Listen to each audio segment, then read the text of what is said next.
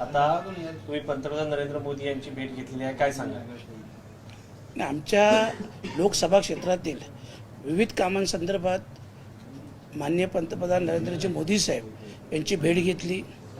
त्यात दिबा पाटील साहेबांचा विषय होता, कारण गेले अनेक वर्ष 10-12 वर्षाचा संघर्ष हा स्थानिक भूमिपुत्रांचा चालू आहे.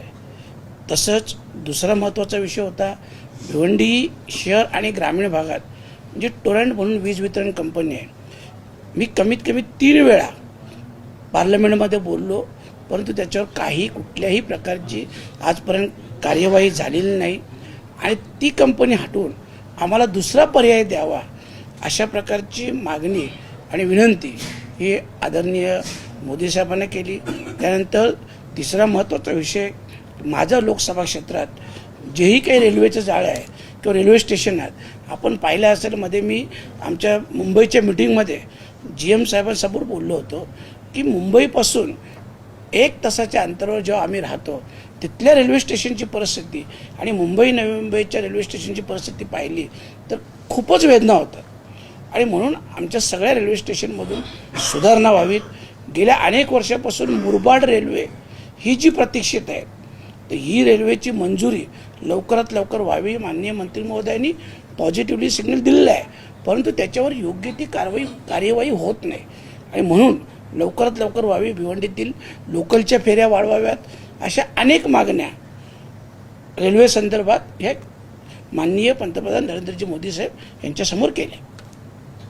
तुम्ही आता मुरबाड स्टेशनची हे सांगितलेलं आहे, काय नक्की प्रश्न आहे? आणि त्यासाठी मध्यंतरी अश्विनी वैष्णव यांनी तुमच्या बातचीत झाल्यानंतर सांगितलं होतं की हा प्रश्न मार्गी लागेल. त्यावेळेस त्यांनी सांगितलं की लवकरात लवकर या संदर्भात एक समन्वय समिती बनवू आणि समन्वय केंद्र आणि राज्य, कारण याच्यात जेही पैसे येतील ते केंद्र सरकारचा अर्धा हिस्सा असेल, राज्य सरकारचा अर्धा हिस्सा असेल.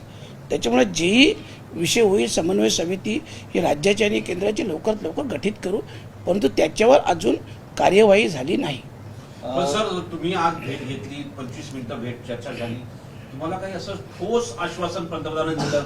नुसती भेट झाली आणि तुम्ही पत्र दिले? नाही, आम्ही जे पत्र दिले संबंधित डिपार्टमेंटशी ते चर्चा करणार आणि साधारणतः 1-1.5 महिन्यात आम्हाला त्या कामाविषयी फीडबॅकही देणार, पॉझिटिव्हली निर्णय घेणार, अशा प्रकारचं आश्वासन त्यांनी आम्हाला दिलेलं आहे. आजच्या भेटीमध्ये तुम्ही सकारात्मक आहात? तुम्हाला वाटतं तुमचे प्रकल्प, तुमच्या अडचणी मांडलेल्या सुटतील म्हणून? नाही, सकारात्मक तर नक्कीच आहोत, कारण आपण पाहिलं असेल की हे पूर्ण अधिवेशन 1 मिनिटसुद्धा चाललं नाही आणि अशा वेळेस आम्ही कुठं आमच्या समस्या मांडायच्या, कुठं समस्या मांडायचं सांगा ना.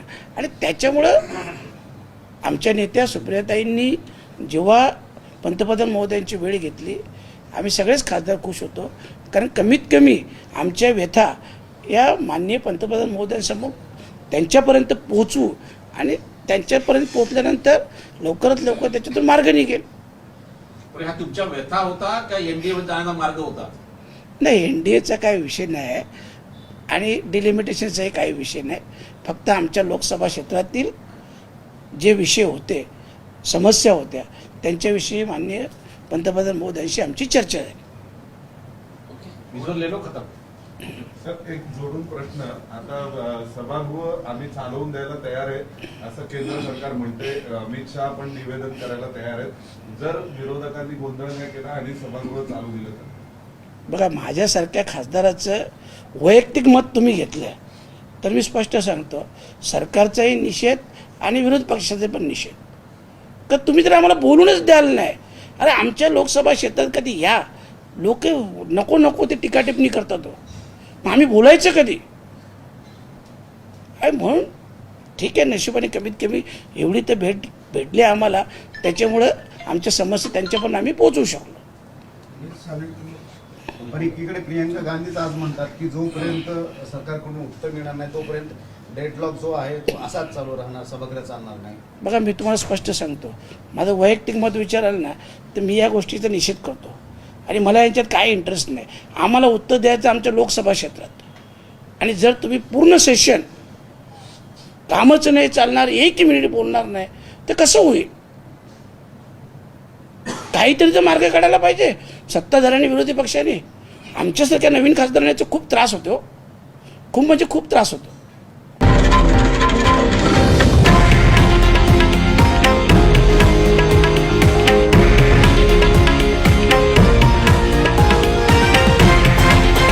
हे आहे देशातील नंबर 1 न्यूज नेटवर्क आणि आपण पाहत आहात TV9 मराठी, एकमेव.